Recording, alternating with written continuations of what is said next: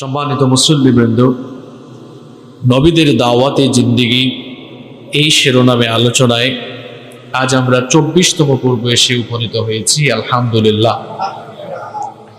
সর্বশেষ জমায় আমরা আলোচনা করেছিলাম নবী করিম সাল্লাল্লাহু আলাইহি ওয়াসাল্লাম এবং তার সাহাবীদের উপরে কাফের মুশরিকরা যখন সীমাহীন জুলুম নির্যাতন চালিয়েছিল, তখন নবীজি সাহাবীদেরকে নির্দেশ দিয়েছিলেন তারা যেন হাবশায় অর্থাৎ আবিসিনিয়ায় হিজরত করেন।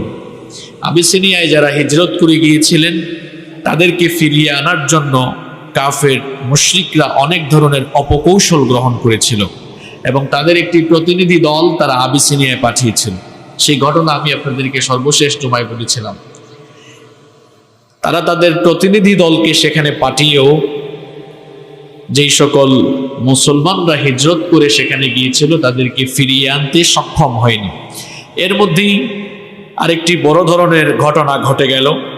নবী করিম সাল্লাল্লাহু আলাইহি ওয়াসাল্লামের চাচা হামজা রাদিয়াল্লাহু আনহু এবং ওমর ইবনুল খাত্তাব রাদিয়াল্লাহু আনহু এই দুজনেই ইসলাম গ্রহণ করলেন।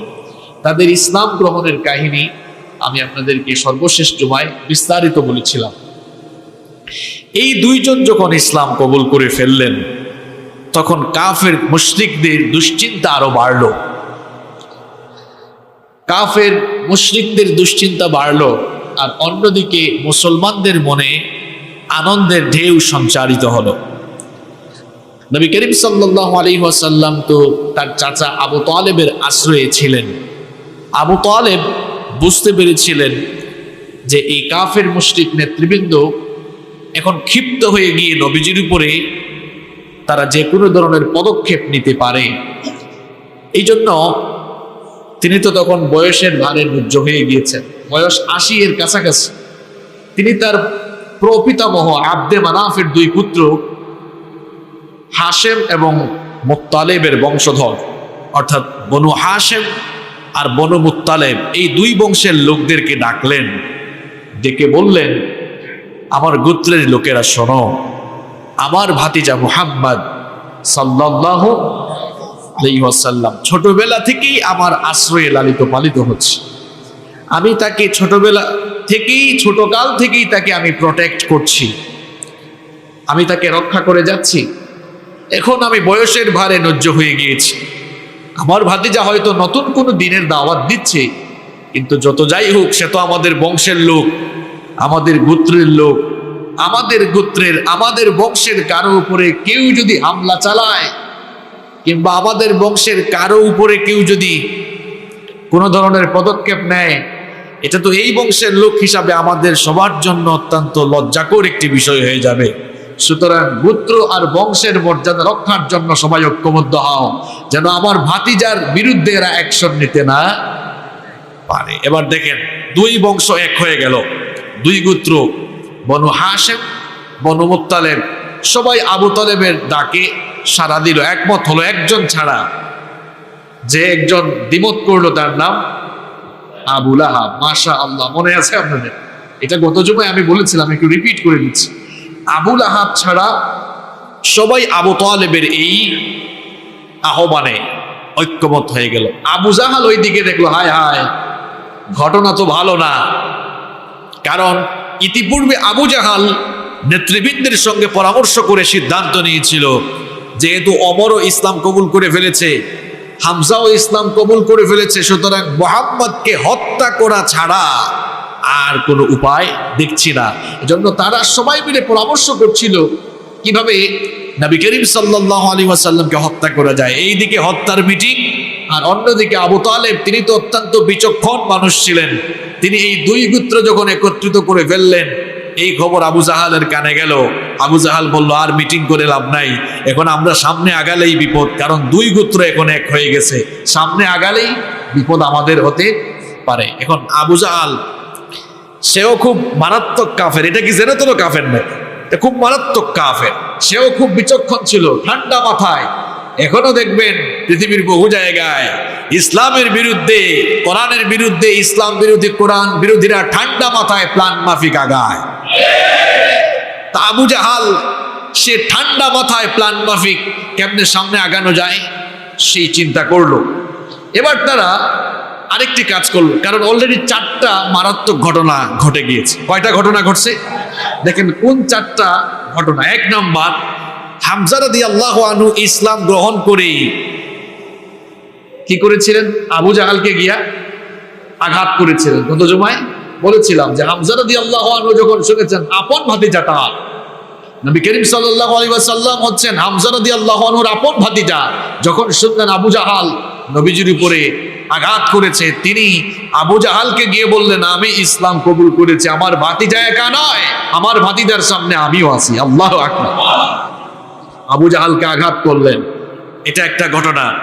2 নাম্বার ঘটনা হচ্ছে ওমর রাদিয়াল্লাহু আনহু ইসলাম কবুল করলেন। তিনি তো আর চুপি চুপি ইসলাম পালন করা লোক না, তিনি ইসলাম কবুল করে সবার আগে গিয়েছেন আবু জাহালের ঘরে, গিয়ে বলে, হে আবু জাহাল, শুনে রাখ, আমি ওমর, আমি কিন্তু আর কাফের নই, আমি মুসলমান হয়ে গিয়েছি, এবার তোর যা মন চায় তাই কর। ওমর কি নরম না খুব গরম মানুষ? খুব গরম। ওমরের কাজ লুকালুকি চুপি চুপি কোনো কাজ নয়, ওমর যা করে সব সামনাসামনি। আল্লাহু আকবার। 2 নাম্বার ঘটনা। 3 নাম্বার ঘটনা ঘটলো, এরা যখন দেখলো হামজা এবং ওমর রাদিয়াল্লাহু আনহু দুজনে ইসলাম কবুল করেছেন, তখন তারা মীমাংসা প্রস্তাবের জন্য নবীজির কাছে এসেছিল। যা গত জুমায় বলেছিলাম, তারা আপোষ প্রস্তাব নিয়ে এসেছিল। বলেছিল, মুহাম্মদ, এত ঠেলাঠেলি করে লাভ কি, চলো আমরা আপোষ করে ফেলি। কয়েক ধরনের প্রস্তাব দিয়েছিল। বলেছিল ইবাদতকে 50-50 করি। এরপরে আরো বলেছিল যে তুমি নেতৃত্ব চাইলে নেতৃত্ব দিব, সম্পদ চাইলে সম্পদ দিব, আরবের সুন্দরী মেয়ে চাইলে তার সঙ্গে বিয়ের ব্যবস্থা করব। বিভিন্ন ধরনের লোভনীয় প্রস্তাব দেওয়ার পরেও নবীজি নাকচ করলেন, রিজেক্ট করলেন, সব প্রস্তাব ফিরিয়ে দিলেন। 4 নাম্বার ঘটনা ঘটলো, সর্বশেষ তারা সিদ্ধান্ত নিয়েছিল তাইলে নবী করিম সাল্লাল্লাহু আলাইহি ওয়াসাল্লামকে তারা মেরেই ফেলবে, হত্যা করবে। কিন্তু ওইদিকে আবু তালেব আবার বিচক্ষণতার সাথে 2 গোত্র এক করে ফেললেন। কোনো কৌশল করেই তারা সামনে আগাতে পারল না। এই 4টা ঘটনা যখন ঘটলো, আবু জাহাল তখন মক্কার নেতৃবৃন্দকে ডাকলো, কাফের নেতৃবৃন্দকে ডাকলো। মুহাসসাব নামক একটি ওয়াদি উপত্যকায় কাফের গুলো একত্রিত হলো। কাফের নেতৃবৃন্দ একত্রিত হয়, তারা এবার সিদ্ধান্ত নিল এমনি এমনি এদেরকে ছাড়া যাবে না। তারা এবার বলল, যেহেতু আবু তালেবের আহ্বানে বনু হাশেম আর বনু মুত্তালিব একত্রিত হয়েছে, সুতরাং আমরা মক্কাবাসী সবাই মিলে এই 2 গোত্রকে বয়কট করব, এদের সঙ্গে আমরা আর কোনো সম্পর্ক রাখবো না। তারা একটি অঙ্গীকারনামা, একটি চুক্তিপত্র লিখলো, সেখানে সবাই সাইন করলো। সেই অঙ্গীকার পত্রের মধ্যে তারা 3টি বিষয় উল্লেখ করলো।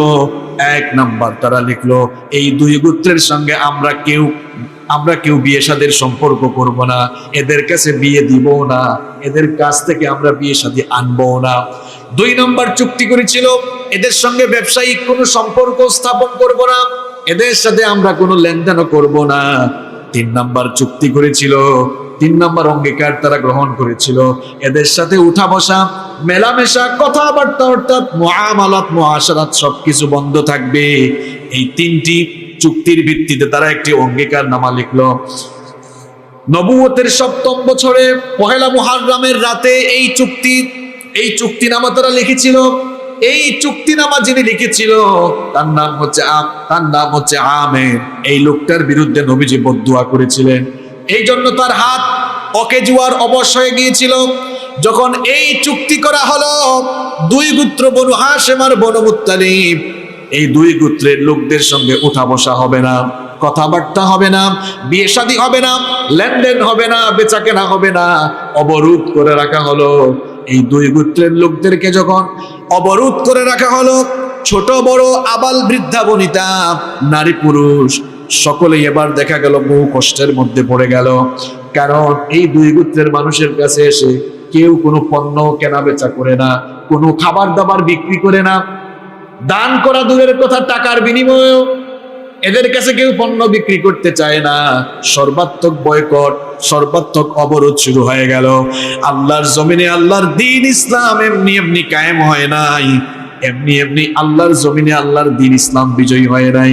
এর পেছনে কত রক্ত ঝরা কাহিনী, কত নির্মম নির্যাতনের কাহিনী আছে আমরা তা জানি না, এখনো আমরা অনেকে আল্লাহর দ্বীনের পক্ষে কথা বলার জন্য অনেকে হামলা মামলা, জেল জুলুম, নির্যাতনের শিকার হয়। এগুলো হলো নবীওয়ালা তরিকায় দাওয়াতি পদ্ধতির অনুসরণ।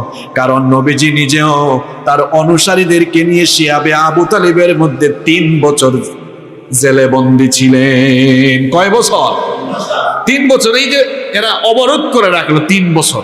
এবার দেখা গেল তাদের কাছে যে অল্প কিছু খাওয়া দাওয়া ছিল, এই খাবার দাবার ফুরিয়ে গেল। এই খাবার দাবার শেষ, এখন এরা খাবে কি? কারণ কেউ তো তাদের কাছে এসে কোনো পণ্য বিক্রি করে না, কেউ তাদের সাথে পণ্য বিক্রি করবে কি? কথাবার্তাও বলে না, কোনো লেনদেন নাই, মুআমালাত মুআশারাত সব বন্ধ।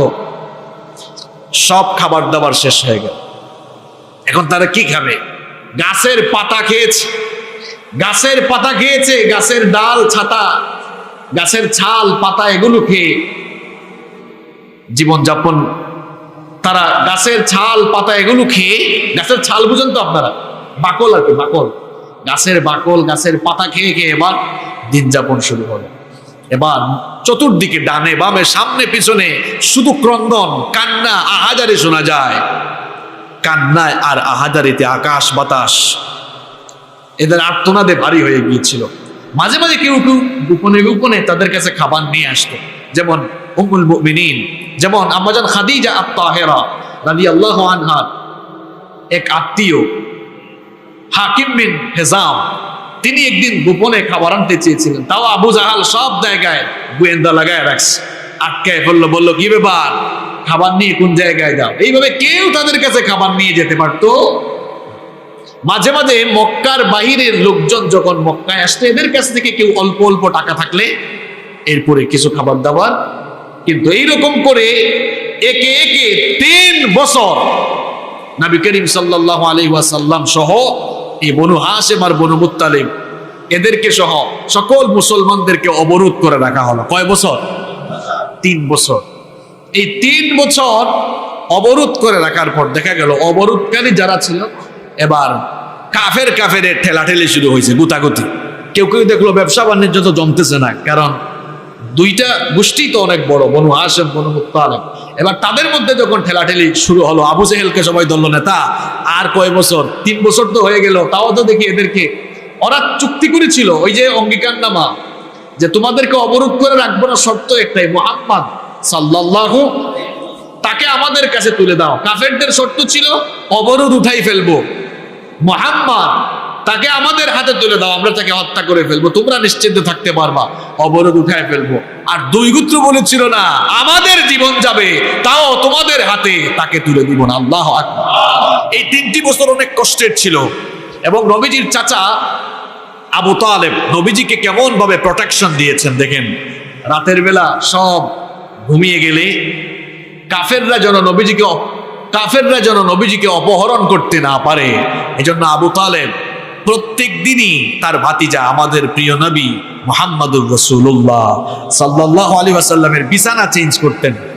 এক এক দিন এক এক আত্মীয়র বিছানায় নিয়ে শোয়াতেন। স্পেসিফিক কোনো বিছানা ছিল না, কারণ স্পেসিফিক বিছানা থাকলেই তো অপহরণ করার সুযোগ থাকবে, অর্থাৎ কোন জায়গায় ঘুমায় এটা কাফেররা জেনে ফেলবে। আবু তালেব তিনি রাজনৈতিকভাবে অত্যন্ত বিচক্ষণ মানুষ ছিলেন, এই জন্য এক এক দিন এক এক বিছানায় শোয়াতেন, যেন কাফেররা এটা টের না পায়। 3 বছর এরকম অবরোধ চললো। 3টি বছর, 3টি বছরের এই অবরোধে, এই নির্যাতনে, এদের ক্রন্দনে আহাজারিতে আকাশ বাতাস ভারী হয়ে গেল। শেষ মুহূর্তে দেখা গেল এই কাফের ঠেলাঠেলি, গুতাগুতি। তারা বলতেছে 3 বছর হয়ে গেল, এরা তো আমাদের শর্ত মানে না, মুহাম্মদকে আমাদের হাতে তুলেও দেয় না, আমাদের কাছে সিলিন্ডারও করে না। এদের অবস্থা তো দেখতেছি এমন, এরা মরে যাবে, কিন্তু এরপরেও এরা তাদের ঈমান আমাদের কাছে বিক্রি করবে না। আসলেই মুসলমানরা এমন, মুসলমানদের স্বভাব বৈশিষ্ট্য এমনই, এরা জালেমের সামনে যদি শত জুলুমের শিকার হয়, তারা জালেমের সামনে মাথা নত করবে না, হাসতে হাসতে জীবন দিয়ে দিবে, শহীদ হয়ে যাবে, শাহাদাতের অমীয় সুধা পান করবে, এরপরেও একজন পাক্কা ঈমানদার জালেমের সামনে মাথা নোয়াবে না। এটা ঈমানদারের খাসলত, এটা ঈমানদারের স্বভাব।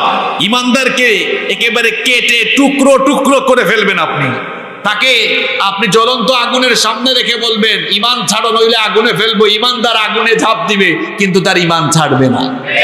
কারণ ইমানদার যতদিন বাঁচে সিংহের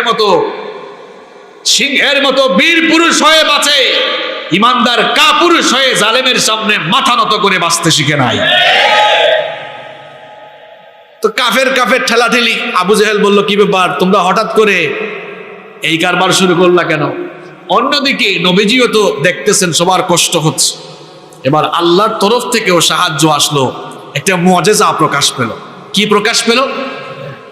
আল্লাহ তাআলা নবীজিকে জানালেন, নবী গো আপনি বলেন, এরা যে চুক্তিনামা লিখে কাবা শরীফের দেয়ালে লটকিয়ে রেখেছে, তাদেরকে জানান যে তারা ওই চুক্তিনামায় কয়টা বিষয় লিখছিল? একটু আগে বললাম না কয়টা? বলেন গিয়ে যে শুধু আল্লাহর নাম ছাড়া ওখানে তারা উপরে বিসমিহি এটা যেটা লিখেছিল ওইটা ছাড়া গিয়ে বলেন সব উই পোকা খেয়ে ফেলছে। কি খেয়ে ফেলছে? উই পোকা খেয়ে ফেলেছে। নবীজি এবার তার চাচা আবু তালেবকে ডেকে বললেন, চাচা আপনি যান, গিয়ে বলেন আমি বলেছি তারা যা লটকায়েছে এটা উই পোকা খেয়ে ফেলেছে।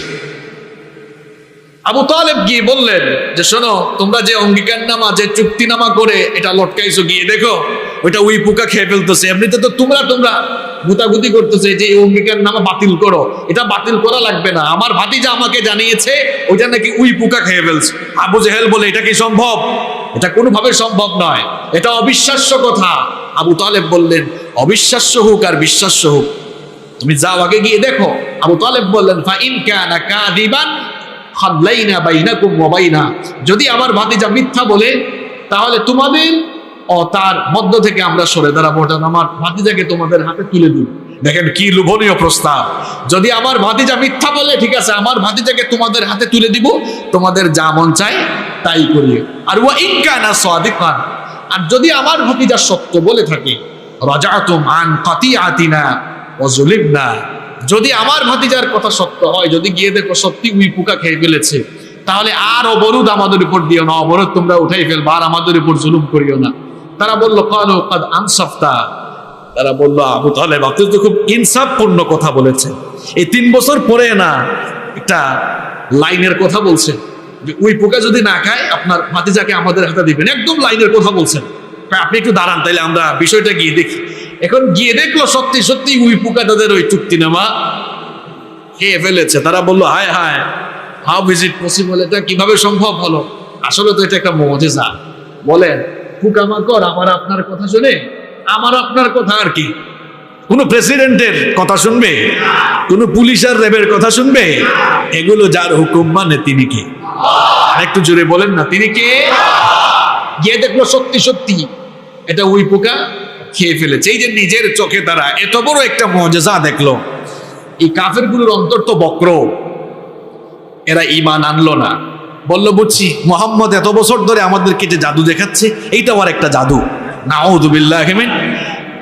কোন জাতের লোকেরা? কারণ অন্তর তো বাঁকা। যাই হোক, যেহেতু ওয়াদা ছিল, যদি গিয়ে দেখে কাফের হইলো ওয়াদা ঠিক রাখছে, আবার ঠিক রাখছে, বলতেছে ঠিক আছে, যেহেতু উই পোকা খেয়ে ফেলছে, যেহেতু আবু তালেব আমাদের কাছ থেকে ওয়াদা নিয়েছেন যে ঘটনা সত্য হইলে অবরোধ আর রাখা যাবে না। আসলে আবু তালেবের কথা রাখতে গিয়ে আবু জাহাল অবরোধ উঠায় নেই, কারণ সেও পাকনা কম না। যখন দেখছে তার দলের নেতা কর্মীরা এটা আর চাচ্ছে না, তখন তারা অবরোধ উঠালো। কিন্তু এই অবরোধ উঠানোর ফলেও কি হবে? দেখা গিয়েছে ওই 3 বছরের এই জুলুমে, এই নিপীড়নে বিশেষ করে আবু তালেবের অবস্থার বেশি অবনতি হয়েছিল। কারণ তখন তার বয়স প্রায় 80 এর কাছাকাছি। এই 3 বছর ঠিকমতো খাওয়া দাওয়া নাই। বিশেষ করে দুইজনের শারীরিক অবস্থার বেশি অবনতি হয়েছিল। একজন নবীজির চাচা আবু তালেব, আর একজন নবীজির প্রিয়তমা স্ত্রী আমাদের মা আম্মাজান খাদিজা আত-তাহিরা রাদিয়াল্লাহু আনহা। আবু তালেব দুর্বল হয়ে গেলেন। ওইদিকে আবু জাহাল আবার সবাইকে ডাকলো, ডেকে বলল আবু তালেবের অবস্থা তো বেশি ভালো না, দুর্বল হয়ে গিয়েছে, হঠাৎ করে যে কোনো দিন চলে যেতে পারে। তো এখন যদি আবু তালেবের দুর্বল অবস্থায় আমরা মুহাম্মাদের উপরে আমরা যদি অত্যাচার করি লোকজন বলবে বুঝছি এতদিন আবু তালেবের ডরে কেউ মুহাম্মদকে ধরে নাই, এখন আবু তালেব বুড়া হয়েছে তো এই জন্য কাফেরদের সাহস মারছে, এটা আমাদের জন্য লজ্জাজনক হবে।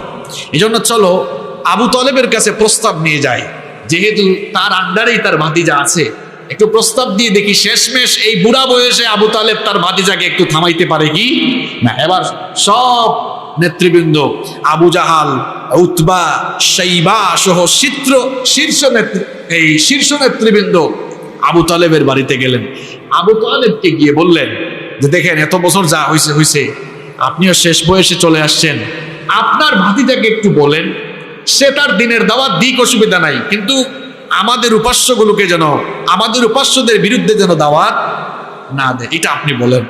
আবু তালেব নবী করিম সাল্লাল্লাহু আলাইহি ওয়াসাল্লামকে ডাকলেন, ডেকে বললেন যে ভাতিজা তুমি তো জানো এরা আমাদের বংশের খুব গণ্যমান্য মানুষ, তুমি তাদেরকে চিনো, সম্মানিত মানুষেরা, এরা এই প্রস্তাব নিয়ে এসেছে, তোমার অভিমত কি? নবী করিম সাল্লাল্লাহু আলাইহি ওয়াসাল্লাম তখন তার চাচা আবু তালেবকে বললেন, চাচা আপনি তাদেরকে বলেন আমি এমন একটি প্রস্তাব তাদেরকে দিচ্ছি, এই প্রস্তাব যদি তারা গ্রহণ করে ফেলে শুধুমাত্র এই মক্কা কিংবা আরবের মানুষ নয়, আমার এই প্রস্তাবটা মেনে ফেললে গোটা দুনিয়া তাদের পায়ের সামনে নত হয়ে যাবে। এদের তো অন্তরটা একটু লোভনীয়।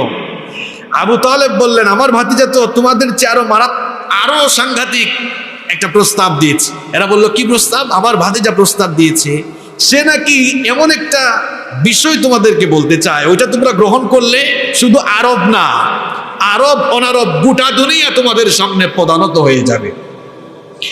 তারা বলল তাই নাকি? ঠিক আছে, মুহাম্মদ কি বলতে চায় তাকে বলতে দেন। নবী করিম সাল্লাল্লাহু আলাইহি ওয়াসাল্লাম বললেন বেশি না, শুধু একটা কথা বলবা, লা ইলাহা ইল্লাল্লাহু মুহাম্মাদুর রাসূলুল্লাহ সাল্লাল্লাহু, আল্লাহ ছাড়া কোনো ইলাহ নাই আর আমি আল্লাহর প্রেরিত পয়গম্বর, এইটা বলবা। এটা বললেই শুধু মক্কা নয়, আরব নয়, আরব অনারব গোটা দুনিয়াবাসী তোমাদের সামনে নত হয়ে যাবে। আল্লাহু আকবার। এই কাফের গুলো তখন কি বললো দেখেন, এদের মুখের ভাষা আল্লাহ তাআলা কোরআনে তুলে দিলেন। কোরআনুল কারীমের 38 নম্বর সূরা, সূরাতুস সাদের 5 নম্বর আয়াতে আল্লাহ ওই কাফের নেতাদের মুখের ভাষাগুলো উঠিয়ে দিলেন। তারা বলেছিল আজালাল আলিহাতা ইলাহাহু ওয়াহিদা ইন্না হাযা লাশাইউন নুজাব। তারা বলল আমরা কি আমাদের বহু খোদা, অনেক মূর্তি, এগুলো বাদ দিয়ে একজনকে ইলাহ হিসাবে গ্রহণ করব? ইন্না হাযা লাশাইউন নুজাব। মুহাম্মদ এটা তো খুব বিস্ময়কর, খুব আজীব একটা কথা বলেছে, তামসা করো আমাদের সাথে, তাই না? এটা আমাদের দ্বারা সম্ভব। নবীজিও বললেন তাহলে তোমাদের প্রস্তাব আমার দ্বারাও মানা সম্ভব নয়। এবার আবু তালেব এর কাছ থেকে, বাড়ি থেকে তারা কাফেররা হতাশ হয়ে গেল। আবু তালেবও বৃদ্ধ বয়সে চলে গেলেন, তার বয়স 80 হয়ে গেল কিংবা তার একটু বেশি, খুব দুর্বল হয়ে গেলেন, শারীরিকভাবে অক্ষম হয়ে গেলেন, মৃত্যুর সময় তার চলে আসলো। যে কোনো মানুষ মৃত্যুসজ্জায় থাকলে আমরা তাকে দেখতে যাই কি যাই না? কথা বলেন। এখন ওই কাফের নেতারাও গেল, আবু তালেবের বাড়িতে গেল, আর নবীজি তো তার আপন চাচা, এবং তার চাচা তাকে ছোটবেলা থেকেই আদর মহব্বত দিয়ে লালন পালন করেছে। নবীজিও গেল, কাফেররাও আছে, নবীজিও আছে। নবীজির অন্তরটা বেদনা হতো, খুব খারাপ লাগতেছে, কারণ তার এই চাচা ছোটকাল থেকেই তাকে বড় আদর করে মহব্বত করে করে বড় করেছেন। কাফের মুশরিকদের অত্যাচার নির্যাতন থেকে সব সময় তাকে প্রোটেকশন দিয়েছেন। তার যেই চাচা তাকে এত আদর মহব্বত ভালোবাসা দিয়ে প্রতিপালন করেছেন, তার সেই চাচা ঈমান না এনে বেঈমান অবস্থায় দুনিয়া থেকে চলে যাবেন, এটা নবীজি মানতে পারছেন না। এই জন্য নবীজির অন্তরটা বেদনাহত হয়ে গেল। বেদনাহত অন্তর নিয়ে নবীজি তার চাচা আবু তালেবের মাথার পাশে গেলেন। বুখারী শরীফের মধ্যে এসেছে, নবীজি তার চাচার কাছে গিয়ে বললেন, ইয়া আম্মি, হে আমার চাচা, কুল লা ইলাহা ইল্লাল্লাহ, আপনি কেবলমাত্র লা ইলাহা ইল্লাল্লাহ এতটুকু মুখ দিয়ে ঘোষণা দেন, মুহাম্মাদুর রাসূলুল্লাহ বলা লাগবে না, শুধু লা ইলাহা ইল্লাল্লাহ আপনার জন্য এতটুকু ঘোষণা দিলেই চলবে। আপনি যদি এতটুকু কথা বলতে পারেন, কালিমাতা আশহাদু লাকা বিহা ইনদাল্লাহ, এতটুকু ঘোষণা যদি দেন, আমি আপনাকে কথা দিচ্ছি আল্লাহর সঙ্গে ঝগড়া করে কিয়ামতের দিন সুপারিশ করে আমি আপনাকে নিয়ে জান্নাতে ঢুকবো। খুব আদরের চাচা তো, এই চাচাটাকে ছোটকাল থেকেই আদর স্নেহ মমতা দিয়ে ভালোবাসা দিয়ে লালন পালন করেছেন। তার সেই চাচা ঈমান না এনে কাফের অবস্থায় দুনিয়া থেকে চলে যাবেন, নবী মানতে পারছেন না এটা। এজন্য মৃত্যুর আগ মুহূর্তে পাশে গিয়ে বলছেন, চাচা এতদিন যা হওয়ার হয়েছে, আপনি ঈমান আনেন নাই বহুবার বলার পরে আমি দাওয়াত দিচ্ছি, আমার দাওয়াত দেখেছেন শুনেছেন, তাও ঈমান আনেন নাই। চাচা গো, মরার আগে আপনি লা ইলাহা ইল্লাল্লাহু মুহাম্মাদুর রাসূলুল্লাহ সাল্লাল্লাহু আলাইহি ওয়াসাল্লাম এই পুরা কালেমার সাক্ষ্য দেওয়া লাগবে না, আপনি শুধু লা ইলাহা ইল্লাল্লাহ বলেন, এতটুকু কথা বলেন। যদি এতটুকু বলতে পারেন, কিয়ামতের দিন আল্লাহর সঙ্গে ঝগড়া করে আমি আপনাকে নিয়ে জান্নাতে ঢুকবো। সুবহানাল্লাহ। নবীজি যখন এই কথা বললেন, ওইদিকে আবু লাহাব, আবু জাহাল, উতবা আর শাইবা কয়, কি ব্যাপার আবু তালেব, মরার আগে কি তোমার ভাতিজার কথা কবুল করে তুমি কি আমাদের বাপদাদার ধর্মকে অপমানিত করবা নাকি? দেখেন, মরার আগেও এরা ছাড়তেছে না। তাদের কথা হচ্ছে আবু তালেব মরুক, তারপরে তার কাছ থেকে যাব, নইলে তো মুহাম্মদ সাল্লাল্লাহু আলাইহি ওয়াসাল্লাম তাকে ঈমান গ্রহণ করাই ফেলতে পারে। এই জন্য তারা যাচ্ছে না, বলতেছে খবরদার তোমার ভাতিজার কথা শুনবা না, বাপ দাদার ধর্মকে অপমানিত করো না। আবু তালেব নবীজিকে বললেন যে আমারও তো মনে চায়, কিন্তু আমি অপমানিত হব আর এরা আমাকে নিয়ে কুৎসা রটাবে, এই জন্য তো আমি বলতে পারছি না। এই অবস্থায় তিনি চলে গেলেন, ঈমান আর আনলেন না, ঈমান না এনে চলে গেলেন। নবীজির মনটা খারাপ হয়ে গেল, কারণ তার এই চাচা ছোটবেলা থেকেই তাকে আদর স্নেহ মমতা ভালোবাসা দিয়ে প্রতিপালন করেছেন। তার এই চাচা ঈমান না এনে ইন্তেকাল করলেন। নবীজির মনটা আরো বেশি বিষণ্ণ হয়ে গেল। নবীজির মন যখন খারাপ হয়ে গেল, সাইয়েদনা জিবরিল এবার নবীর কাছে ওহি নিয়ে আসলেন।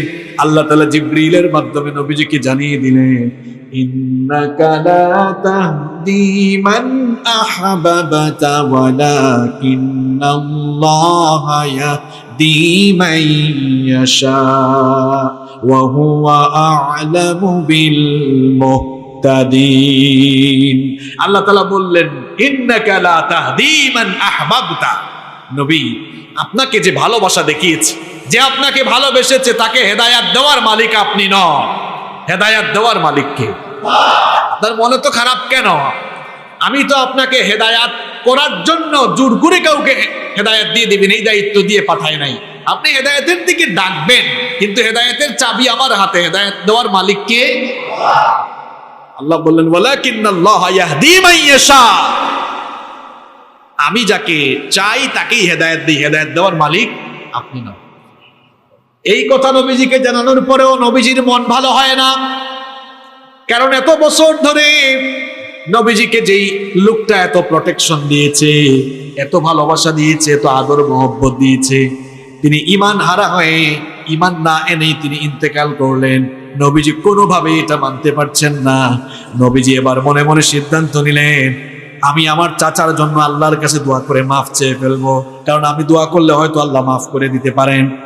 এটা যখন মনে মনে ভাবছেন, সঙ্গে সঙ্গে আল্লাহ আবার আয়াত নাজিল করে দিলেন, মা কানা লিন-নাবিয়্যি ওয়াল্লাযীনা আমানু আইয়াস্তাগফিরু লিল-মুশরিকিনা ওয়ালাউ কানু উলি কুরবা মিন বা'দি মা তাবায়্যানা লাহুম আন্নাহুম আসহাবুল জাহিম। আল্লাহ তাআলা আয়াত নাযিল করলেন, নবী এবং ঈমানদারদের জন্য এটা শুভনীয় নয় যে তারা কোনো মুশরিকের জন্য আল্লাহর কাছে ক্ষমা চাইবে।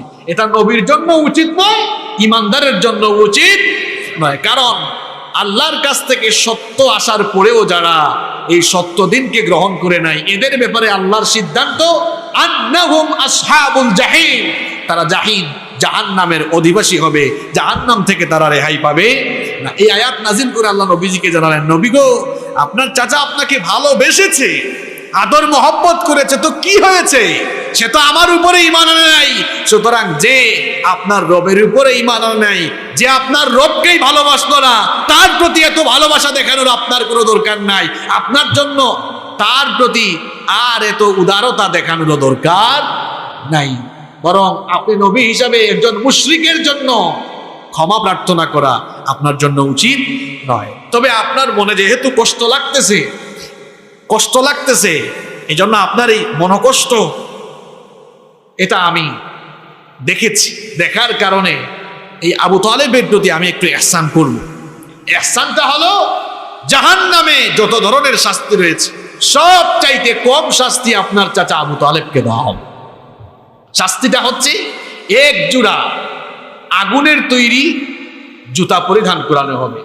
নবীজি বলছেন, নবীজির চাচাতো ভাই আব্দুল্লাহ ইবনে আব্বাস রাদিয়াল্লাহু আনহু, তিনি একদিন নবীজিকে জিজ্ঞেস করলেন, ইয়া রাসূলুল্লাহ, পড়েন সাল্লাল্লাহু আলাইহি ওয়াসাল্লাম, আবু তালেব সম্পর্কে আমি আপনার কাছে জানতে চাই।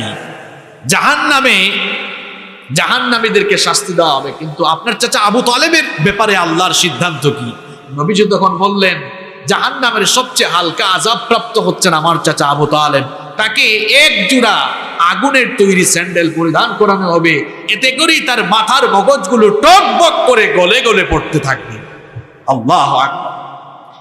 এই যদি সর্বনিম্ন আযাবের দশা হয়, তাহলে এর উপরের লেভেলের আযাব কেবল আল্লাহু আ'লাম।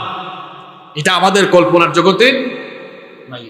নবীজির চাচা আব্বাস রাদিয়াল্লাহু আনহু নবীজিকে একদিন জিজ্ঞেস করলেন যে, আবু তালেব আপনাকে যেভাবে হেফাজত ও সহযোগিতা করেছেন, এর বিনিময়ে আপনি কি তার কোনো উপকার করবেন না?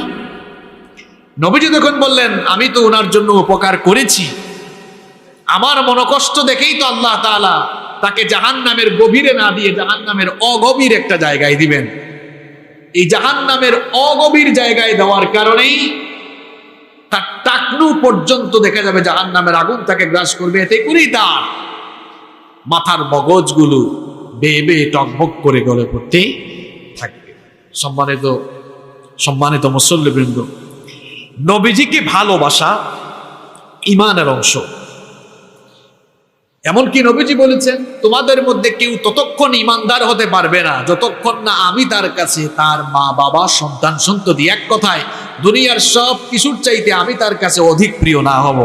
তাহলে এই হাদিস থেকে বোঝা গেল, আপনার বউ, আপনার মা বাবা সন্তান সন্ততি, আপনার সব প্রিয় জিনিস, দুনিয়ার সব কিছুর চাইতে যাকে বেশি ভালোবাসতে হবে তিনি হচ্ছেন প্রিয় নবী মুহাম্মদুর রাসূলুল্লাহ সাল্লাল্লাহু আলাইহি ওয়াসাল্লাম। নবীজিকে ভালোবাসা ঈমানের দাবি, ঈমানের অংশ।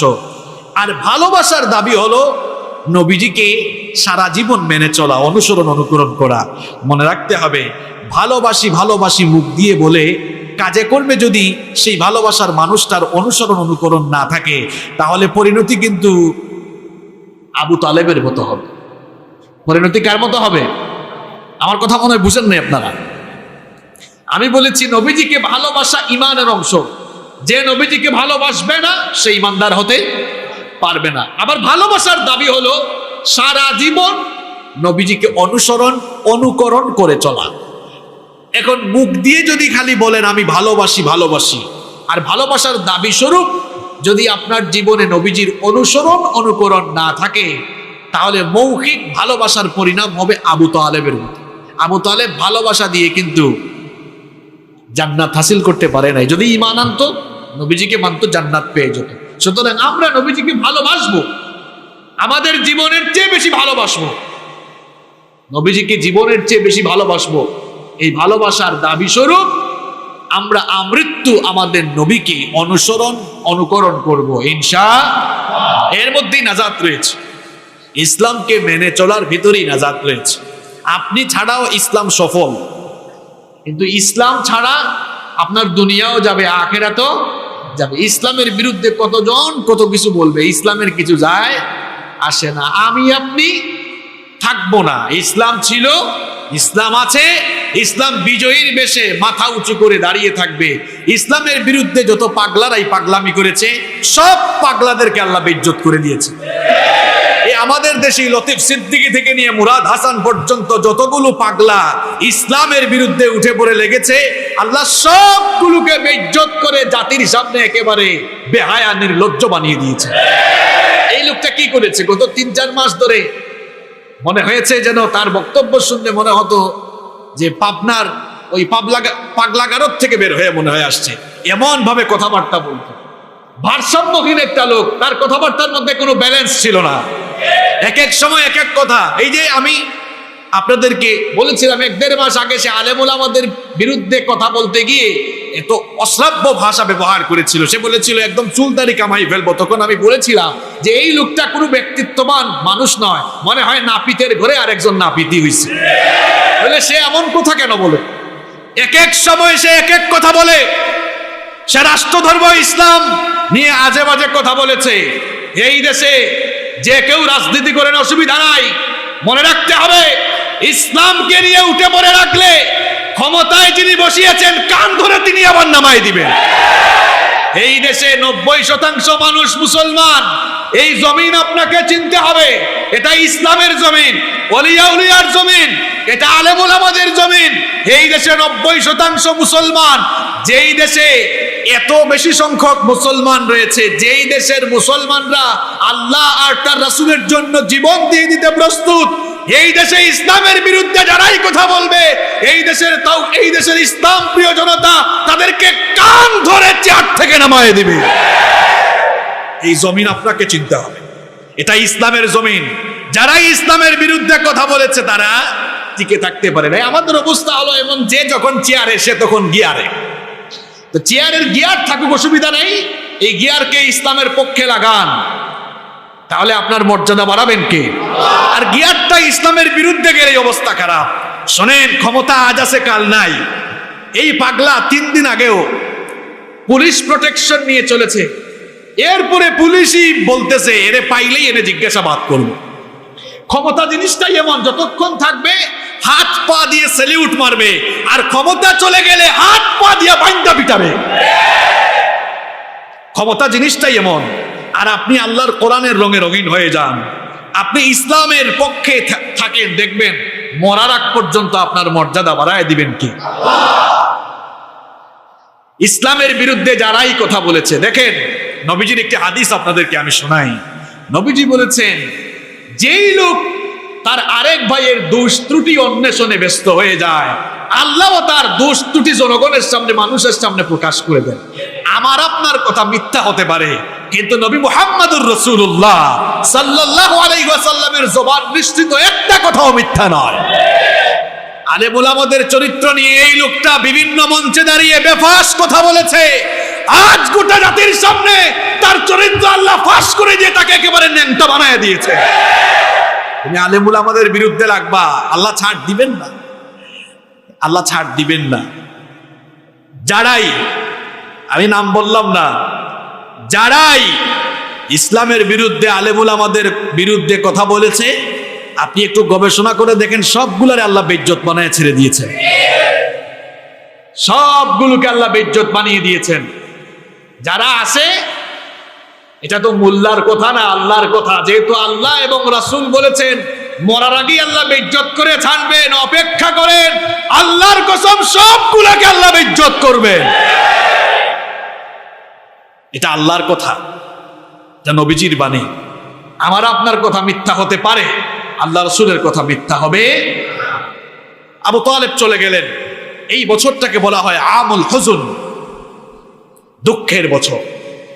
কারণ এই বছরে নবীজির 2জন প্রিয় মানুষ যারা তাকে সবচেয়ে বেশি সাপোর্ট দিয়েছেন, এই দুজনেই চলে গেলেন। আবু তালেবের ইন্তেকালের 2-3 মাসের মধ্যেই চলে গেলেন নবীজির প্রিয়তমা স্ত্রী আম্মাজান খাদিজা আত-তাহেরা রাদিয়াল্লাহু আনহা। তখন তার বয়স হয়েছিল 65 বছর। দেখেন, 2টা মৃত্যু একসাথে। নবীজির চাচা মারা গেলেন 2-3 মাসের মাথায়, নবীজির প্রিয়তমা স্ত্রী আম্মাজান খাদিজা আত-তাহেরা রাদিয়াল্লাহু আনহা তিনিও চলে গেলেন। নবীজির মনটা আরো বেশি খারাপ হয়ে গেল, কারণ এই 2জন নবীজিকে সবচাইতে বেশি সাপোর্ট দিয়েছিল। এই 2জনের ইন্তেকালের কারণে কাফের মুশরিকদের নির্যাতন নবীজির উপরে আরো বেড়ে গেল। আর আম্মাজান খাদিজা আত-তাহেরা রাদিয়াল্লাহু আনহাকে নবীজি এত মহব্বত করেছেন। আম্মাজান খাদিজা আত-তাহেরা রাদিয়াল্লাহু আনহা জীবিত থাকা অবস্থায় নবীজি অন্য একটা বিয়েও করেন নাই, এত ভালোবেসেছেন তিনি তার প্রিয়তমা স্ত্রী খাদিজা আত-তাহেরা রাদিয়াল্লাহু আনহাকে। নবীজি বলেছেন, আমি আমার খাদিজাকে এত ভালোবাসি, আমাকে আল্লাহ নবুয়ত দেওয়ার পরে সবাই যখন আমাকে মিথ্যুক বলেছে, আমার খাদিজা আমাকে বিশ্বাস করেছে। সবাই যখন আমাকে অভাবী করতে চেয়েছে, আমার খাদিজা তখন আমাকে আগলে রেখেছে। খাদিজা হচ্ছে এমন নারী, সবাই যখন আমাকে ছেড়ে দিয়েছে খাদিজা আমার পাশে থেকেছে। নবীজি বলেছেন, আমার খাদিজা হচ্ছে আমাকে এমন ভাবে সে সাপোর্ট দিয়েছে, আর আল্লাহ তাকে এত বেশি, আল্লাহ তাআলাও তাকে এত বেশি মর্যাদা দিয়েছেন। নবীজি হেরা গুহায় যখন ছিলেন, একদিন হেরা গুহায় তিনি আছেন, নবীজির জন্য আম্মাজান খাদিজা আত-তাহেরা খাবার দাবার নিয়ে আসতেছেন, পাহাড় বেয়ে বেয়ে উঠতেছেন।